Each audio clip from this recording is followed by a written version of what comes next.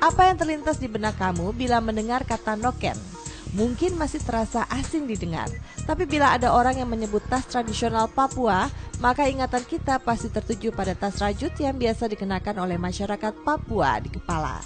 Ya, noken atau tas etnik Papua adalah tas asli Papua yang dianyam sedemikian rupa dari serai kulit kayu pohon.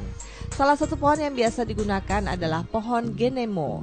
Sama dengan tas pada umumnya, noken digunakan untuk membawa barang.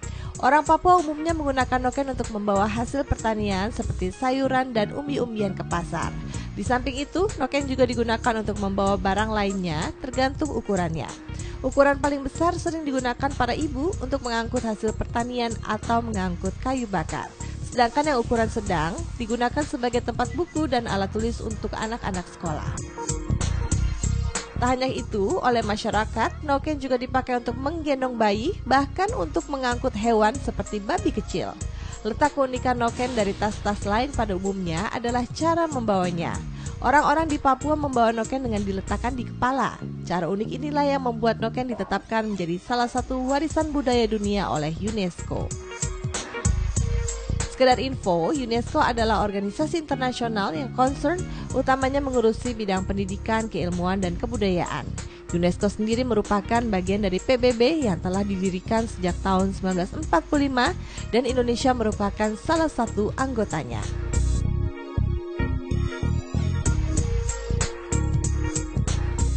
Pemirsa, kembali lagi di 60 menit inspiratif dan inovatif. Mudah-mudahan yang barusan juga memberikan inspirasi buat Anda tayangannya ya, seputar tas tradisional Papua yang sudah diakui UNESCO sebagai warisan budaya dunia karena punya ciri khas tersendiri. Menurut saya ini juga sebuah inovasi nih ya dari saudara-saudara kita di Papua.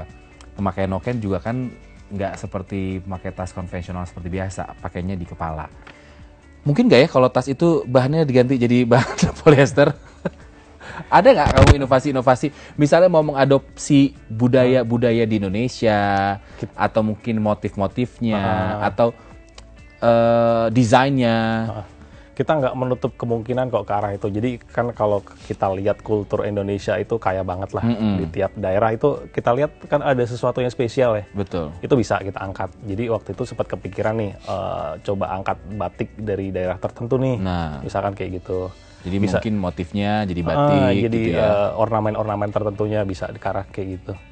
Sempat kepikiran itu ya? Sempat kepikiran, cuman belum diaplikasiin. Jadi.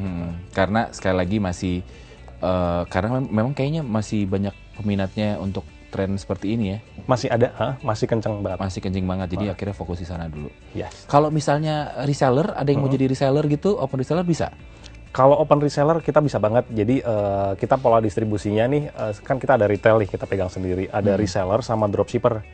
Jadi kalau reseller itu beberapa teman-teman mitra bisnis kita itu suka ngambil barang dengan kuantiti agak banyak nih untuk dijualin di kanal distribusinya mereka. Jadi kan ada teman-teman yang punya distro atau punya clothing store atau apa, konsep store. Beberapa ada yang ambil produk dari kita untuk dipasarin. Terus ada satu lagi dropshipper. Itu. Jadi biasanya teman-teman yang baru mulai bisnis atau mungkin yang agak serius juga masih ada. Jadi mereka tuh bisa nyari konsumen kayak di sosial medianya mereka tuh. Nah, ntar kalau ada yang beli, duitnya kan dibayarin ke mereka. Nah, mereka cukup transfer ke kita ini 80% aja. Jadi selebihnya tuh kayak keuntungannya dia komisi buat marketingin gitu. Oh, gitu. Jadi itulah kenapa. Jadi sebelum ngobrol-ngobrol sama Solihin, di episode kali ini saya coba untuk browsing produk Visval di Instagram. Bertemulah saya dengan sebuah account. Terus saya langsung, wah saya mau pesan yang ini gitu kan. Ternyata begitu saya konfirmasi sama Solihin, oh itu reseller kami. Dan reseller itu bukan cuma jual produk-produk Visval, tapi juga produk-produk lain. Memungkinkan ya untuk itu ya. Jadi Visval itu di account Instagram orang lain tuh ada juga gitu, dijual di sana. Nggak masalah kok. Nggak masalah ya. Jadi nyari Visval nggak harus lewat officialnya Visval sendiri. Teman-teman reseller banyak yang jual soalnya kayak di berbagai macam marketplace, di sosial media ada suka browse aja biasanya langsung ketemu. Iya, karena juga ada Visval daerah gitu ya. Visval, ada, saya lihat ada account Visval, misalnya let's say Visval Sidoarjo misalnya, ternyata ada gitu ya. Seberapa jauh Visval ini sudah sampai ke seluruh Indonesia? Karena kita pola marketingnya lewat online, di mana itu sangat bisa menjangkau semua sudut di Indonesia. Jadi kita coveragenya se-Indonesia ada. Se-Indonesia ada. Paling customernya paling jauh di mana ya? Mungkin dari teman-teman yang ada di Sumatera agak atas, dari Medan, Aceh, atau dari Kalimantan, dari Indonesia Timur, Maluku, Papua, ada semua. Sudah ada semuanya ya? Ada, kalau yang beli ada. Mungkin juga kamu bahkan ketika datang ke satu daerah kamu juga kaget, loh visual ternyata udah sampai sini gitu ya? Iya, dan ternyata yang kemarin data yang baru saya dapat nih, ternyata di daerah tertentu itu banyak reseller yang jualan di situ. Jadi ternyata penerimaan di daerah itu tuh ternyata cukup kencang gitu. Kamu kasih tips dong untuk para startup nih lagi mau menyaksikan kita. Mungkin sekarang sedang mengalami apa yang kamu alami dulu ketika jualan nasi Padang, ketika jualan jus, terus ketika terpaksa harus tutup juga, terus mereka melihat, aduh harus ngapain lagi nih gitu. Kalau saya berbagi tips sih dengan teman-teman gini, ketika kita pengen menentukan jalan kita, pengen berbisnis nih atau pengen mencoba, jalan aja deh dulu gitu. Nanti mau seperti apa hasilnya, untuk tahap awal sih jangan terlalu dipikirkan. Iya. Nanti proses berikutnya sih setelah memberanikan diri buat jalan, kita bisa kok belajar sambil jalan. Apa nih yang salah sama kita nih, kok jualannya kurang kenceng, belajarlah marketing atau apapun lah, bisa sambil jalan gitu. Tapi kan perasaan down itu pasti ada ya? Perasaan drop ketika bisnis akhirnya nggak sesuai dengan diharapkan. Kalau misalnya Solihin ketika ada dalam keadaan seperti itu, apa yang dilakukan? Kalau di posisi saat itu sih saya coba ini ya, coba cari masalahnya apa sih gini. Oh ternyata masalahnya adalah teknikal kah, atau ternyata manajemen memanage bisnisnya kurang bagus kah, atau apa.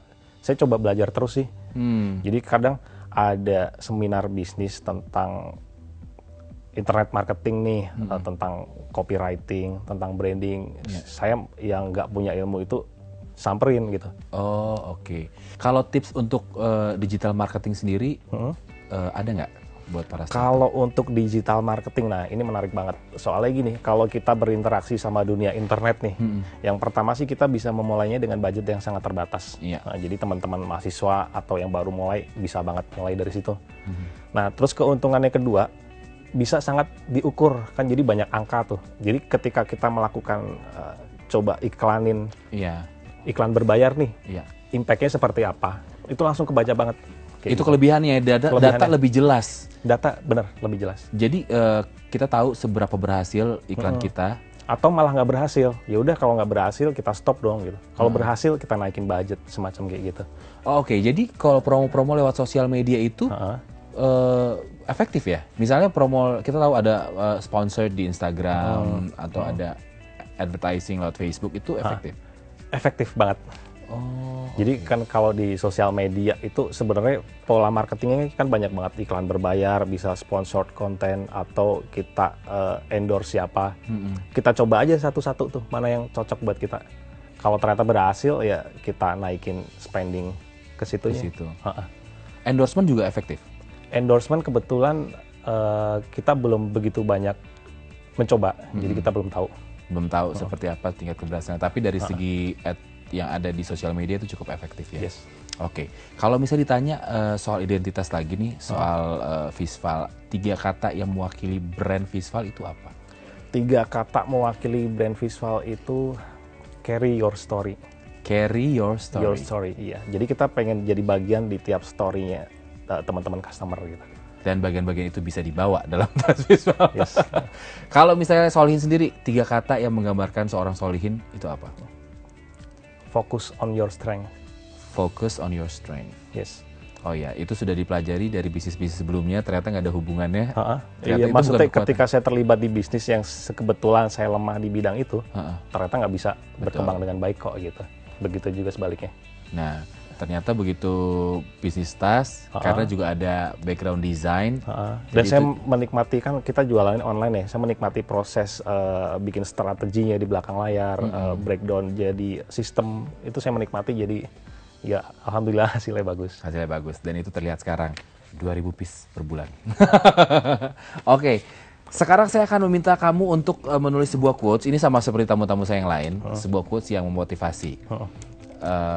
Memotivasi di kala sedang jatuh, dikala bingung mau ngapain lagi, atau dikala berpikir pengen punya inovasi baru gitu ya, silakan ditulis di kanan bawah, tulis nama juga. Nah, sambil saya lihat-lihat nih pemirsa produknya. Ini produknya bagus ya. Karena kadang kalau saya lihat ini buat pria ya. Produk ini sebetulnya unisex. Cuman kebetulan yang produk yang di sini cenderung ke arah cowok sih. Cuman teman-teman yang cewek banyak juga yang pakai. Banyak juga. Oke, kalau yang saya pegang ini buat para pria ini oke banget ya. Karena kebanyakan para pria itu suka agak apa ya? Mungkin istilahnya kalau kasar saya bilang anti untuk membawa pouch. Karena kebanyakan pouch ini biasanya wanita yang punya. Tapi dengan desain seperti ini, desain yang maskulin, tapi tetap keren buat anak-anak muda gitu ya. Harusnya sih nggak malu lagi untuk bawa pouch. Dan ini pouchnya multifungsi. Kalau saya berpikir untuk menaruh toiletries saya, ketika mau traveling keluar kota ya, taruh sikat gigi, sabun dalam kemasan, semuanya taruh dalam sini. Dan ini juga bahannya bisa dibilang cukup kedap air. Oke, kalau gitu Solihin. Oke. Terima kasih banyak ya. Oke, sudah? Kamu buat? Oke, ada. Oke. Silakan Solihin, silakan kamu pegang, kamu tunjukin di kamera sebelah sana, kamu bacakan dan kasih tahu kita semuanya artinya apa sih? Nah, ini jadi buat teman-teman nih, jadi ketika pengen berkembang ke arah mana, yang pertama sih harus tahu dirinya sendiri dulu. Harus kenal dulu. Jadi tiap orang tuh kan ada plus minusnya ya. Betul. Oh, ternyata saya itu punya kelebihan di bidang ini nih, punya kelemahan di bidang ini nih. Kalau dari saya lebih suka untuk mengembangkan bidang di mana saya punya kelebihan. Iya. Daripada saya terlalu memusingkan kekurangan saya, coba upgrade di situ ya. Jadinya sih nanti sedang-sedang aja gitu.